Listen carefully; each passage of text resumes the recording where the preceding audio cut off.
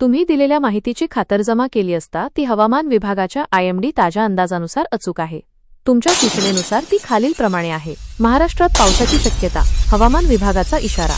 महाराष्ट्रात सध्या तीव्र उष्णतेने हैराण झालेल्या नागरिकांसाठी एक मोठी दिलासादायक बातमी समोर आली आहे। पुढील 48 तासांत महाराष्ट्रात विजांच्या कडकडाटासह पावसाची शक्यता। राज्यात मान्सूनपूर्व हालचाली सक्रिय झाल्यामुळे हवामानात मोठा बदल होताना दिसत आहे। IMDच्या अंदाजानुसार 20 ते एप्रिल 22 दरम्यान राज्यातील अनेक भागांमध्ये मेघगर्जनेसह पावसाची शक्यता वर्तवण्यात आली आहे। विदर्भ काही भागांमध्ये 20 आणि एप्रिल 21 रोजी विजांचा कडकडाट, मेघगर्जना आणि ताशी 30 ते 40 किलोमीटर वेगाने वारे वाहण्याची शक्यता आहे। मध्य महाराष्ट्र आणि मराठवाडा 22 एप्रिलपर्यंत हलका ते मध्यम पाऊस अपेक्षित आहे। कोकण 20 आणि एप्रिल 21 रोजी पावसाचा अंदाज आहे। गारपिटीचा इशारा, काही जिल्ह्यांमध्ये गारपिटीचाही इशारा देण्यात आला आहे। पुढील 24 तासांत धाराशिव, लातूर, नांदेड, सोलापूर, सांगली आणि कोल्हापूर या जिल्ह्यांमध्ये तुरळक ठिकाणी गारपिटीची शक्यता आहे। दरम्यान उष्णतेचा तडाखा अजूनही कायम आहे। तापमान 42 अंशांवर पोहोचले असून उकाड्याने नागरिक त्रस्त झाले आहेत।